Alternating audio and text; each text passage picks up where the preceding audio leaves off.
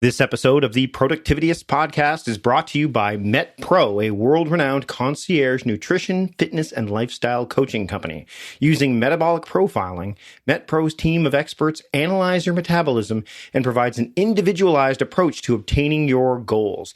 Now, the Productivityist podcast listeners that want to take advantage of this offer, and they should, will receive a complimentary metabolic profiling assessment and a 30-minute consultation with a MetPro expert. I'll share more details about this during this episode of the podcast, but for now, let's get on with the show.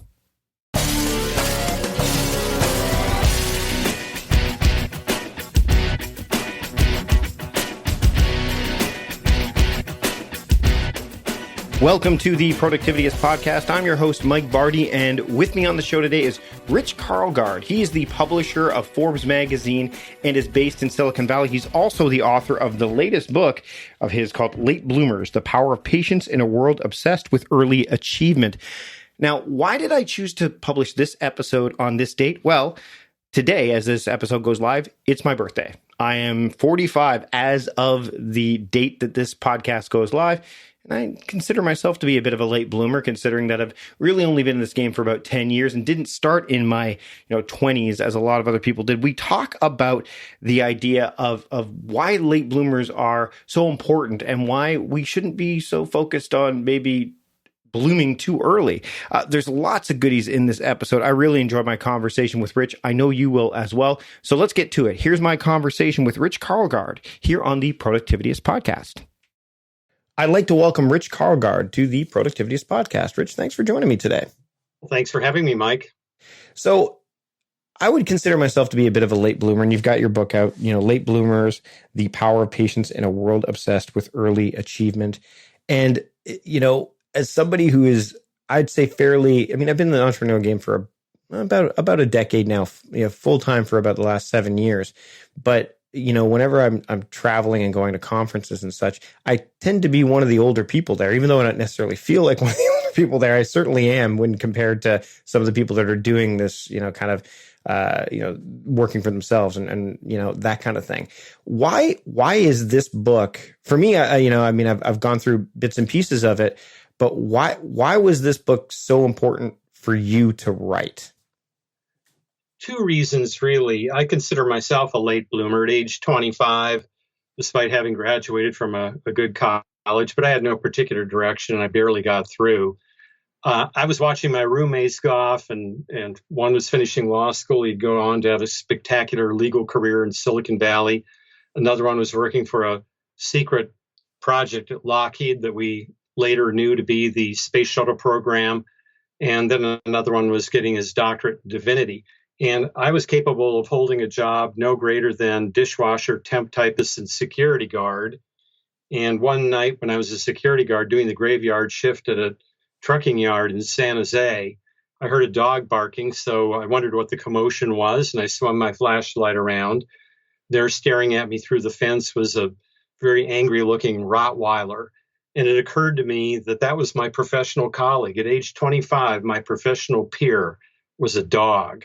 And a couple of months after that, Steve Jobs would take Apple public. Also, he was 25. So I always thought that it was a story that might have some usefulness for people who feel that they didn't come charging out of the gates, either out of high school or college, or they're worried about their children. But more recently, when I look at how in particularly these supercharged cities like the San Francisco Bay Area, or Vancouver, or Seattle, or New York, the pressure that we're putting on kids to achieve spectacularly and early so that they can get into elite colleges, so that they can get first jobs at Google or Goldman Sachs, is unwarranted, because it rewards kids who are really good at taking tests. It rewards those who have determined focus, and not all kids are built like that. And you see rising rates of anxiety, depression. We even had an epidemic of suicide here in Palo Alto, high school suicides and hospitalizations for suicidal thoughts in the year 2014 and 2015. And a writer from Atlantic Monthly examined the situation. She discovered that a lot of those kids that were killing themselves or had to be hospitalized were the B plus students that thought they were failures. So that really tipped me into deciding that I had to write this book now. And I spent 4 years researching it. And the result that I found from science, both neuroscience and psychology, is that over the course of our lives, we have these amazing gifts. We lose, just tiny little bits of our rapid synaptic processing speed, and we gain much more and deeper pattern recognition, wisdom, communication skills, executive skills, all of those things throughout the many decades of our lifetimes. And so you would think, if you just look at Silicon Valley, you see examples of Mark Zuckerberg at Facebook or Sergey Brin and Larry Page at Google. You'd think that entrepreneurship is solely a young person's game, but the average age of starting a business in the United States is 47. So it ain't the truth that only young people can be entrepreneurs. What role do you think the media has in this? Because I mean, as we're as you're talking about, especially the last little bit, where the thought process or the preconceived notion that people who are startup founders and running major companies are actually older than most people would think. Yet, especially, and we'll talk about social media in a little bit, but you see a lot of like this, top 30 under 30 and things like that come up. How can someone who is maybe feeling that pressure of, what, I'm not achieving the level, like, are those kind of articles in the media kind of, perpetuating that, not myth, but well, it is a myth, I guess, but also the idea that you must succeed now, because if you don't succeed now, then it's going to be too late. Yeah, I think the media misses a lot. Even here in Silicon Valley, even in technology, you see many successful older entrepreneurs. Diane Green was 43 when she started VMware along with her husband, but she was the driver of it, and she was the CEO of the company for its first 10 years. VMware today has a market value of about $60 billion. And until January this year, at age 64, Diane was the CEO of Google Cloud. You see, Tom Siebel started Siebel Systems in the 90s when he was 41.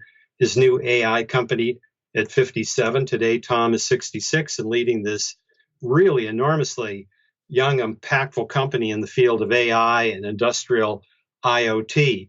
Or how about David Duffield, who started PeopleSoft when he was 46 and Workday at 64, and now is in his late 70s and still very active on boards and starting companies. And so particularly, let me stop there. I do think that young people, and why the media likes them, is I think that's always maybe been the case, particularly in the United States. We fall in love with youthful prodigies, but more recently they seem to get into dramatic trouble. For all their giftedness, many of them lack the kind of executive facilities and wisdom and judgment you acquire as you're older. So you see Travis Kalanick creating Uber, but then making some mistakes that I'm sure he wouldn't make when he was an older man, but he did. And then he had to be out. He had to suffer the indignity of watching somebody else ring the bell on the New York Stock Exchange when Uber went public a few weeks ago. Or how about Elizabeth Holmes?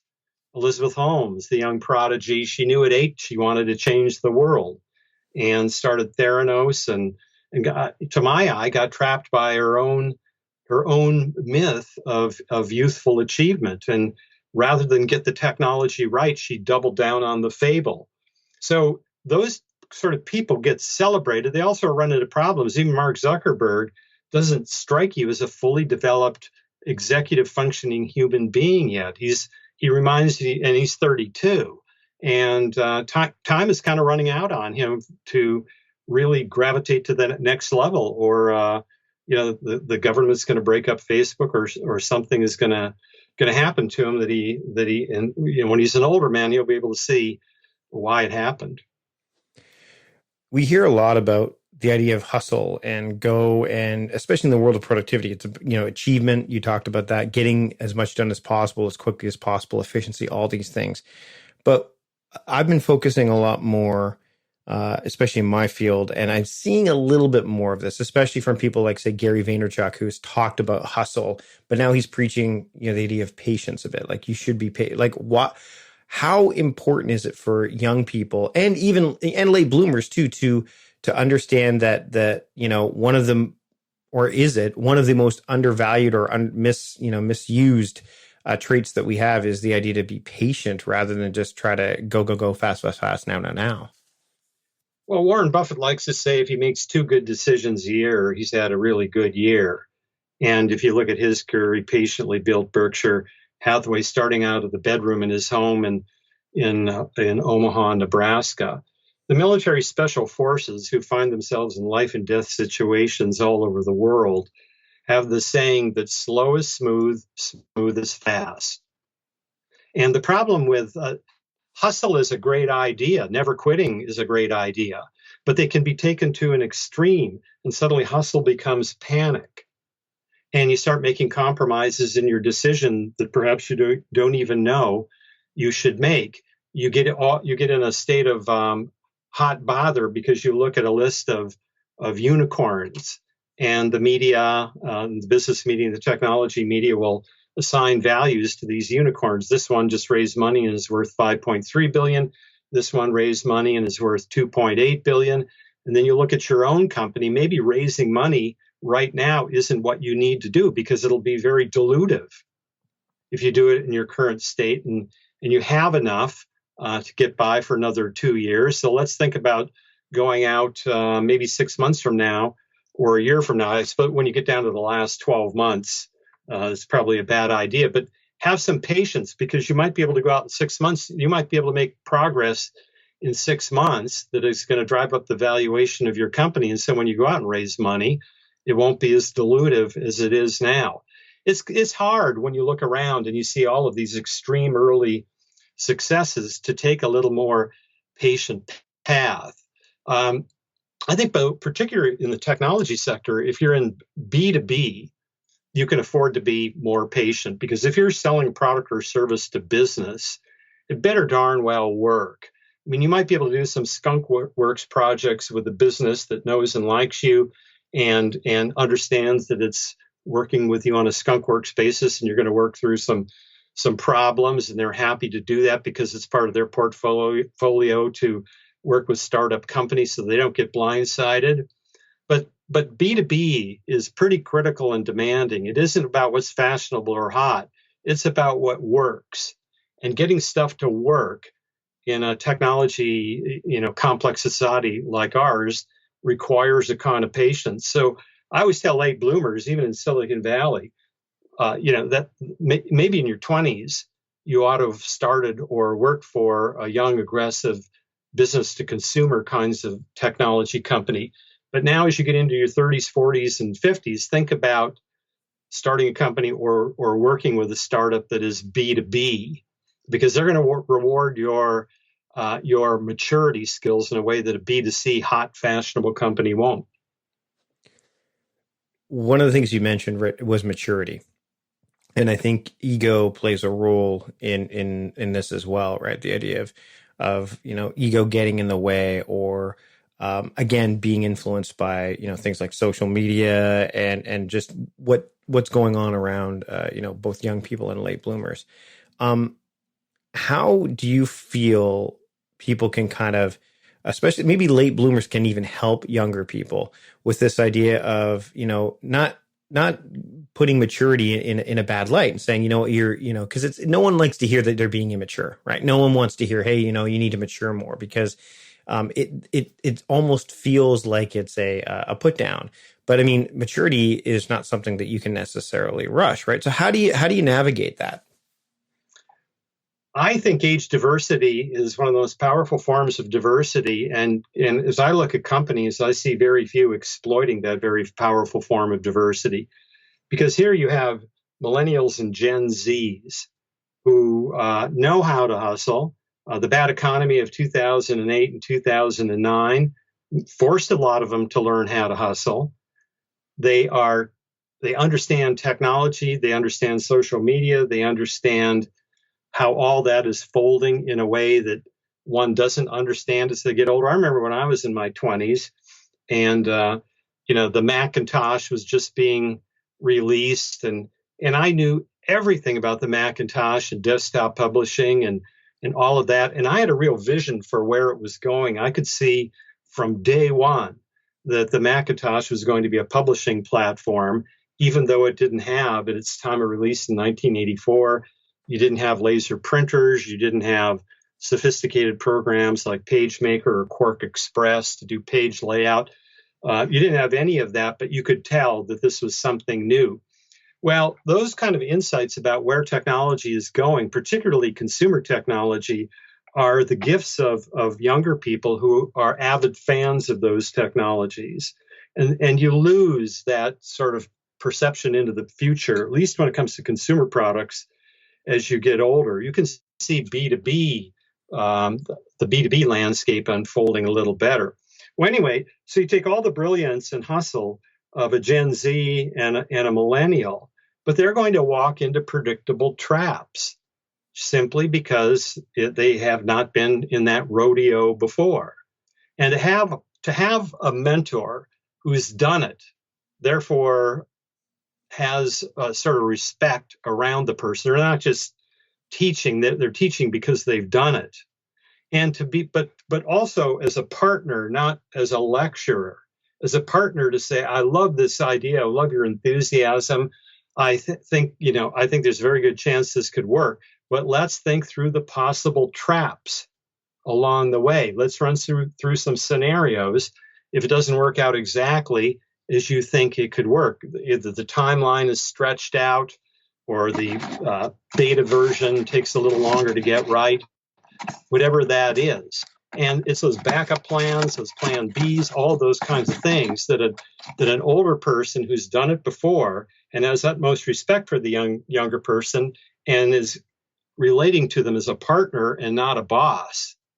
That's one of the most powerful things that I've seen working today. Here in Silicon Valley, a book, Eric Schmidt, the former CEO and chairman of Google, along with Jonathan Rosenberg, just wrote a book on a guy named Bill Campbell. Bill Campbell, maybe not known so well outside of Silicon Valley, but he was called the coach. And he was this guy that, well into his 70s, he was the guy that you could meet in his office or meet in a bar. He liked to hold court in a bar. And entrepreneurs would just gather at the foot of Bill Campbell to learn how it was done. And you could make appointments with Bill Campbell once you got to a certain level. Eric Schmidt, Sergey Brin, Larry Page. I mean, it was Bill Campbell who really figured out in the early days of Google when that they needed adult leadership in the form of somebody like Eric Schmidt, who eventually became the CEO, because you couldn't have Brin and Page arguing about the business. You could have them arguing about the technology, but to have them arguing about the business in front of their own employees, they didn't know how devastating that was, because they were used to little technical arguments held in a garage and didn't realize that once you had 200 or 300 employees, you simply couldn't argue in front of them, and expect people to maintain the morale that you wanted. That's a mistake of youth. So to have a coach is just hugely valuable.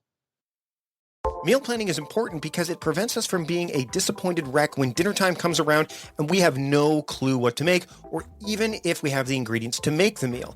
It's a time and a money saver, but most importantly, it frees up valuable brain space. Creating a meal plan prepares us for the week to come and gives us peace of mind that we're organized and can feed ourselves and our family. That's why I do it, and that's why Plan to Eat helps me do it.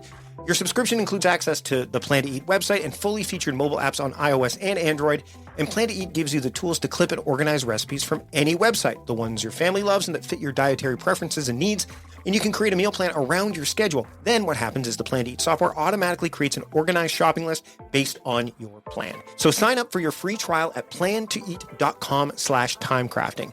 That's plantoeat.com/timecrafting. The coupon will be automatically applied to your account and can be used when you're ready to subscribe. It's valid for new customers only. Give Plan to Eat a try today. Okay, we're going to take a break from the show right now to talk about the sponsor of this episode, Met Pro. Now, if you're tired of meal plans and exercise routines that just don't seem to work, you're going to want to give Met Pro a try. I'm a big fan of what Met Pro has been offering me. I've seen the the adjustment in not just my weight, but my fitness and my fitness level and my energy levels. They've been huge. And if you've been listening to my show for a while, how important energy levels are when it comes to personal productivity and time management. Now, MetPro helps you live a healthy lifestyle by optimizing your metabolism so that you can achieve all of your health and nutrition goals. It's a proven platform to help people transform their bodies. And you're a bit of a data nerd, right? Like I know I am. And really, MetPro is backed by data and driven by strategy. I'm a productivity strategist. So when I saw what MetPro was offering in that realm, I had to jump in. MetPro's team of industry-leading experts are challenging generalized health guidance by teaching people how to optimally manage their weight and achieve their associated goals. I do a lot of traveling. I have kids. I have a busy life. MetPro has helped me kind of, actually more than maintain, achieve and go beyond what I was hoping that I could do in terms of health and fitness and nutrition. I've been planning meals, about 3 days worth of meals regularly, and it's been great. If you listen to my episode with Angela Poli, you kind of hear what's been going on with my journey with MetPro. And really, it's not, when it boils down to nutrition and health and fitness, it's not just about the number of hours in a day. It's about productivity, what you do within those hours. And the same goes for health and wellness. I mean, I'm a big proponent of what you do with the time that you have. Health and wellness goes along the same track. It's not fundamentally about what to eat or how to train. Those are important pieces. Keep that in mind. But what MetPro is focused on is time management. There you go. Working smarter and establishing a game plan specific to your goals and lifestyle needs. And your metabolism is constantly changing. Again, I'm 45 as of this episode. So my metabolism has changed. I used to be able to eat whatever I wanted. Now I'm not that person anymore. And your metabolism also adapts to your environment. Without identifying a starting point, you really can't determine what the right strategy is. So what metabolic profiling does, which is what MetPro uses, it's a process that allows MetPro to get a baseline to see exactly how your body is responding against a very specific set of variables. And they're experts. I'm working with Megan right now, are trained to take those results and translate that into simple, actionable steps. What you should eat, how you should train, and what your strategy will be. And there's no judgment either. I mean, we just came off of a long weekend. I was talking to Megan. I said, hey, look, this is what's been going on. That's fine. Just, the foundation of the MetPro plan keeps me, easily gets me back to where I need to be in terms of, a baseline and say, okay, look, here's my breakfast, here's my morning snack. And again, it's like productivity, very personal. Your plan will be different than mine. So I really want you to check out what MetPro has to offer. And what you can do is you can go to metpro.co/timecrafting. And when you do that, Productivityist podcast listeners are going to receive a complimentary metabolic profiling assessment and a 30-minute consultation with a MetPro expert. Who knows? You might get Megan. I highly encourage you to check it out. Thanks so much to MetPro for sponsoring this episode of the Productivityist podcast. Now let's get back to the show. Let's talk about some of the traits that late bloomers have that, younger people don't have. And I don't think it's because of they're lacking in them and they'll never have them. It's just the stage or phase that they're in their lives. So what are some of the traits that late bloomers bring to the table, which will help with things like you talk about age diversity? Like what are some of those traits that late bloomers bring to the table that can definitely help those younger people who are really need to have that, that power of patience per se? Late bloomers tend to have a higher degree of curiosity, and I'll tell you why. Because the early bloomer, at least the early bloomer in the sense of someone who achieved big things in school, that kind of person learned very early that they were on a conveyor belt to success and that they needed to put aside their curiosity and trade it for a determined focus. As one straight-A student told a journalist at the Washington Post, I would love to take a class in subject A, but I don't think I can afford to. Why not? The journalist asked, because I might get a B, and then it would mar my 4.0 record. And so that's what too many kids think that they have to do to be early bloomers in an academic sense. So curiosity is a really good one to have. And in fact, I think it's the source of everything. It's the source of entrepreneurial quests. It's the source of product innovation. People get curious about something and then play out the string to see how far that this string can go. In fact, Fortune magazine did a cover story in 2017 in their annual Best Places to Work issue. And they talked to CEOs, the CEO of Genentech, the CEO of Intuit, companies successful like that.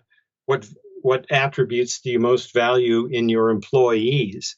And curiosity tended to be the number one value, which I thought was kind of interesting because their HR people probably screen for, the quality of the school the person went to and then the kind of grades they got, which may demonstrate lack of curiosity and a willingness to submit to rote learning. You have creative yield. Now, young people have more raw creativity, but there's a really interesting process that happens in our brains beginning in our late 20s and early 30s and moves on throughout our lives, that the creative yield, one side of the brain, the right side of the brain is the intuitive side, the side that can perceive something novel.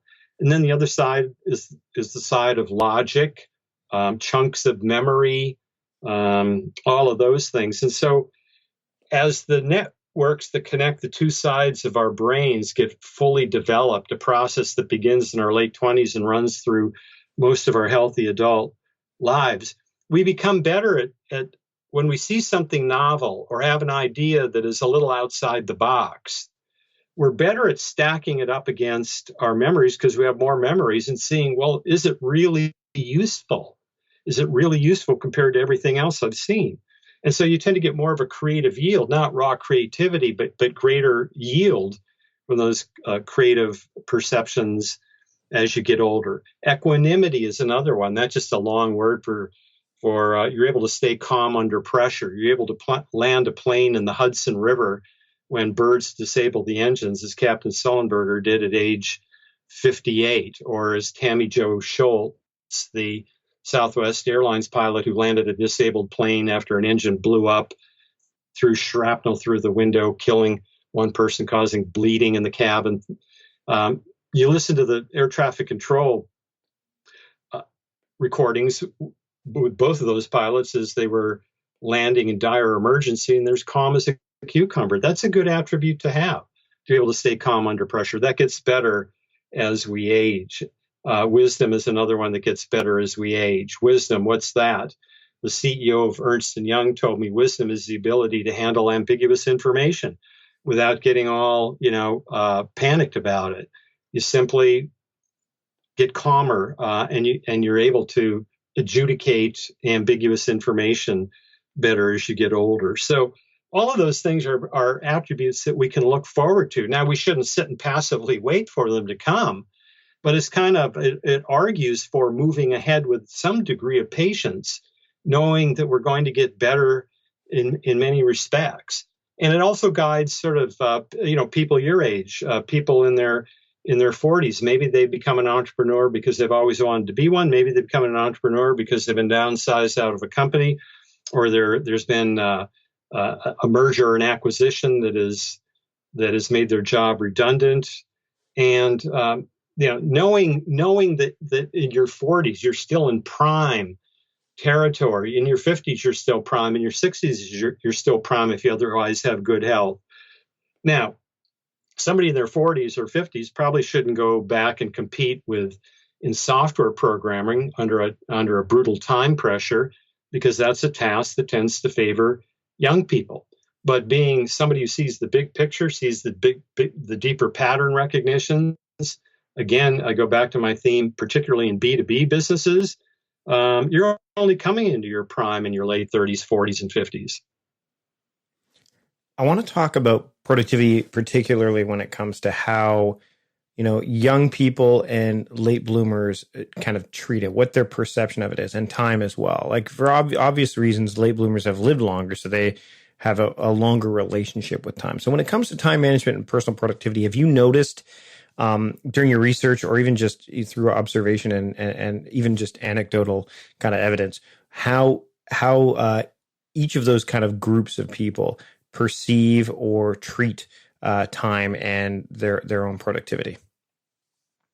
It's kind of a conundrum. I mean, this is a great question, and I'm giving you an answer that my brain is trying to come up with on the fly, and so I won't look stupid. But one of the, this happens with every adult. As you get older, time seems to pass faster. You can't believe how fast a year passes when you're in your 40s and 50s and 60s. And yet when you were a teen or you're in your 20s, a year seems to take forever. When you were in grade school, just one school year seemed to take forever. And yet, even though time seems to be moving faster as we get older, we do have the skill of patience that we didn't have when we were young. But what we have is the skill of focus, creative yield, knowing where to put our efforts. Angela Duckworth, who really popularized the idea of grit and wrote a book about grit, I was a professor at the University of Pennsylvania, said grit actually gets better through our 70s. And that has to do, it's sort of like the idea of creative yield. Our grit gets better because we're better at selecting where we're going to apply our grit. And sometimes when you're young and you're impatient, you're prone to a little bit of panic, that you're over applying your grit. You're applying it everywhere. You think you're not focusing to where it can do the most good. So, but it's, I find that the idea that when we get older, our perception is that time passes faster, and yet we paradoxically act with more patience. Let's talk about social media. I wanted to get there. So social media, you touched on it earlier, the idea of Facebook and there is talk of, how does one navigate the world of Facebook, and is Facebook even going to be around in a few years? Like, there's a whole bunch of things going on. It's just a very volatile space. And in that volatility, you see a lot of what gets displayed. There's a lot of optics there, right? Like, here's what I'm doing. Here's how I am. There's a lot of that. What role does that play with both early, young people and late bloomers? Because I don't think, and I mean, I'd love to hear your thoughts. I don't think it just affects young people. I think that late bloomers, there can be these things like, I know I've experienced it, where it's like, I'm not doing enough because look at what this person is doing. Like almost like some imposter syndrome stuff. I don't think anyone's immune to that. So can you touch on how social media plays a role in all of this? Well, sure. There is a saying in recovery groups: don't make the mistake of comparing your insides to other people's outsides. And social media does that times, a zillion, because it's not only people's outsides, it's their curated outsides. Very few people talk about having just a down day. It's rainy, I'm down, I can't focus. All the things we normally go through as we experience both up days and down days, and we strive for an even pace, but nobody's really capable of that even pace. And so when you're on your down day, to see that other people are on up days can be demoralizing. Now it can give, it can rile the competitive juices in people too.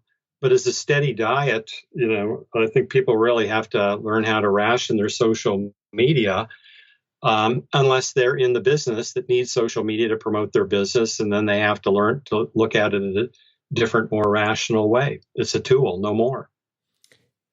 As we get close to wrapping up here, I want to come back to that educational piece, because when you're talking about, how, grades and like almost like the data is what kind of drives young people to kind of, struggle within the educational system, or maybe pursue the wrong type of achievement, maybe even pursue perfection to a degree. I watched this film called Most Likely, which is, kind of exploring different options. I think there's a school, I want to say in San Diego, that Qualcomm started called High Tech High, I think is what it was called. And, it's more almost like project-based learning as opposed to inquiry-based learning. So that kind of thing.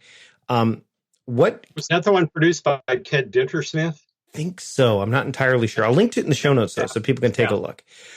Great. He blurbed my book, Late Bloomers.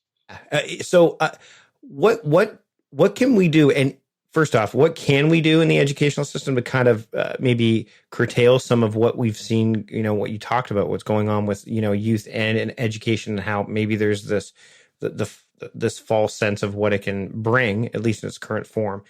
And then is that something you see happening? Because I think like it's institutionalized, and making a shift in the way education is framed is going to be tricky. So can we touch on that as we get close to wrapping up here? Well, sure. My main gripe about school today is that it measures such a narrow band of human potential.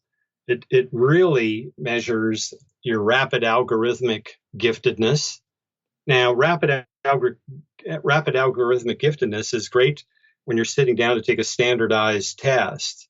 And it's great if you're going to be a software programmer. It's great if you're going to be a high frequency trader on Wall Street and all of those things. But what if you're simply not gifted there? You're a slow thinker or you're immature. I like to think of it this way. Imagine you have the potential to be the greatest marathon runner in the world. I mean, you have the oxygen uptake, you have the lung capacity, you have the right build, you all of that. And along comes a test, and this test is going to tell you how worthy you are as a human being, and imply what your prospects are in life. And the test is, how far do you throw the shot put?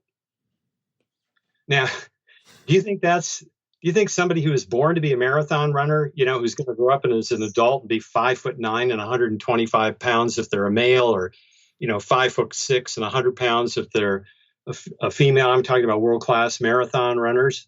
Do you think that person is being tested fairly for how well they're going to do in life? And so that's what my basic beef about the school system is. People have so many different kinds of gifts. Think about the kid who has spatial gifts, who loves doing things with his or her hands, who would do really well in the skilled trades, or do really well as a sculptor or anything like that. And now they're being tested on how well they perform on word logic problems while the clock is ticking. And so the majority of people are coming out feeling like they're somehow second rate and losers. And we need to really break that. There are, lots of good examples from around the world that we ought to import into the United States, or, I know more about the United States, obviously, than Canada. But Finland doesn't even give kids reading, writing, arithmetic until they're age 7, because they have this old-fashioned notion, and a really valuable one, that kids should be out playing. They should be out developing their bodies. They should be out discovering things that you discover when you play. Another one is that, in the United States, only 1 out of 20 public high schools has any kind of a serious curriculum for skilled trades, or what they called in my day shop class. But everything has changed in the modern day. Information technology intersects with every trade today, and the trades have become more sophisticated. A lot of people would thrive in the trades. They're good paying jobs. And just because you go into a skilled trade doesn't mean that you can't go to college later, or doesn't mean that you can't build a business around your skilled trade. My wife and I take a vacation every week after Christmas, and we go to Indian Wells down around Palm Springs in the desert in Southern California. And we rent a condo, and the guy we rent a condo from is a plumber.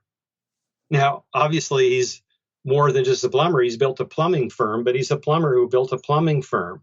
And so you put that kid into the school system today, probably wouldn't have done well at all. I'm a big believer in gap years, taking 2 years off between high school and college if you should choose to go to college, or maybe 2 years off between your sophomore and your junior years. About the only way you can blow a gap year is to have your parents subsidize you on a 2-year party. Mm-hmm. But going on a mission, I'm a big fan of what the Church of Latter-day Saints does, the 2-year Mormon mission. And I'm not a member of that church, but it really it toughens people up. They're more mature when they come back. It can be mission-based. It can be entrepreneurial flings. It can be adventures where the young person maybe gets a little bit of a subsidy from their parents, but really has to go out and get jobs along the way when they're doing their world tour. So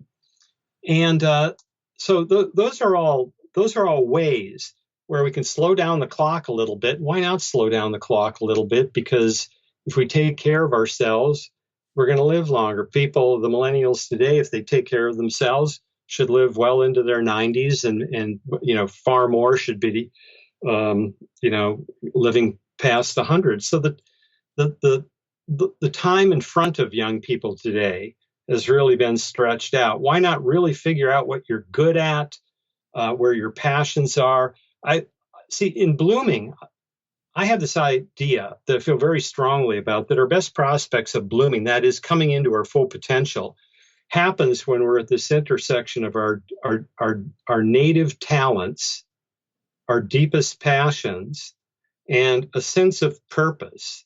That means that we just have to do what we're doing.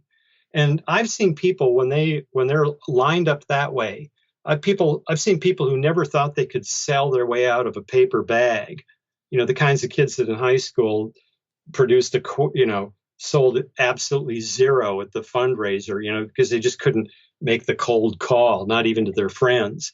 I've seen people like that become great salespeople. If you're going to become an entrepreneur, you better reconcile yourself to the fact that you're a salesperson from day one.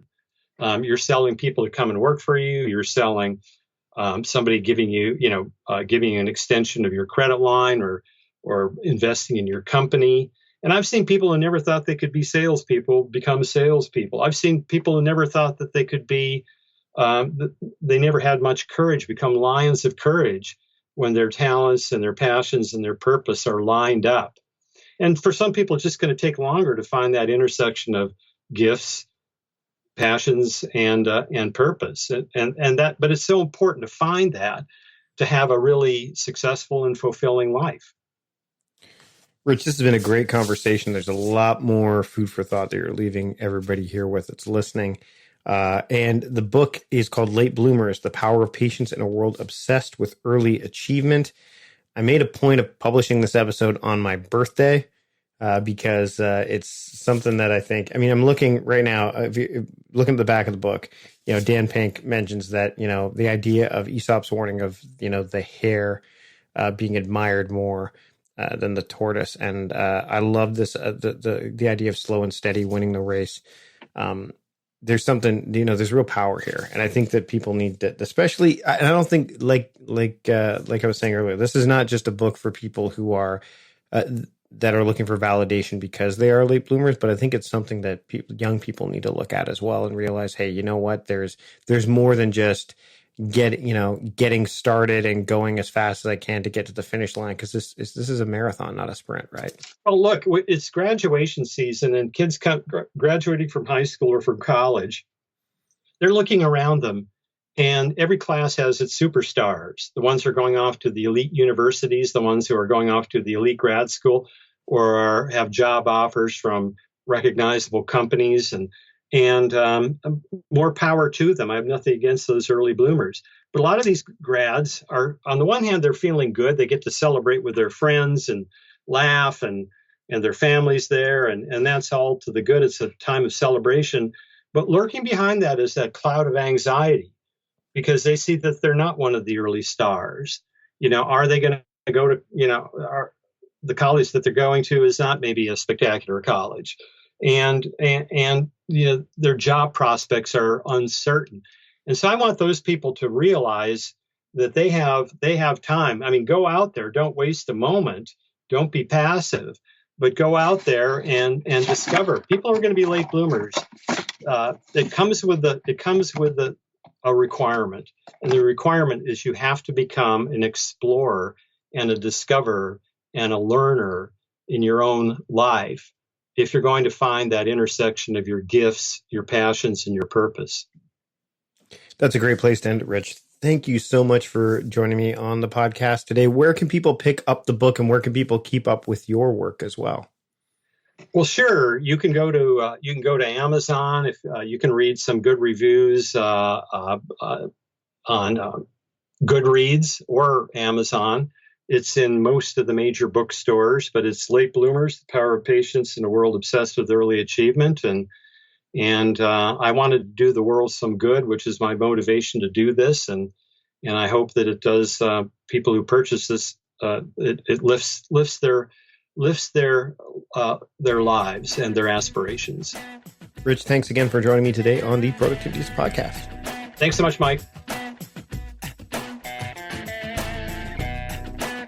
Big thanks to Rich Karlgaard for joining me on the show today. Of course, if you want to keep up with all the things that he's been doing along with the book, you can check out all the links in the show notes. And I highly encourage you to pick up the book Late Bloomers. It is a really good read, and the cover is striking. I mentioned that at some point during I think it was during the post. I said, hey, this cover looks really, really cool. So again, thanks to Rich for joining me on the show today. Thanks to our sponsor for this episode, MetPro. Now again, Productivities Podcast listeners can receive a complimentary metabolic profiling assessment and a 30-minute consultation with a MetPro expert. You don't want to miss out on this offer. Again, go to metpro.co/timecrafting to make that happen. I know you'll love MetPro. I love it. I use it, and it's been fantastic. So again, take advantage of that offer, and thanks to MetPro for sponsoring this episode of the show. Thanks to John Polster for producing this episode, and thanks to you for listening. And by the way, if you enjoyed this show and you want to make sure you don't miss a single episode, don't forget to subscribe to the podcast. We release a new episode every single week, and we are 251 episodes and going strong. We've got a lot more episodes coming up in the pipeline. We are not slowing down, and I encourage you to check out what we've got to offer. So again, subscribe to the podcast to make sure you don't miss a single episode, and give us a rating and review or wherever you're listening to the podcast as well. That way we can see what we're doing right and what we can maybe make some improvements upon as well. So again, thanks to you for listening. That's it for this time. I'm Mike Barty, the host of the Productivities Podcast, reminding you to stop guessing and start going. I'll see you later.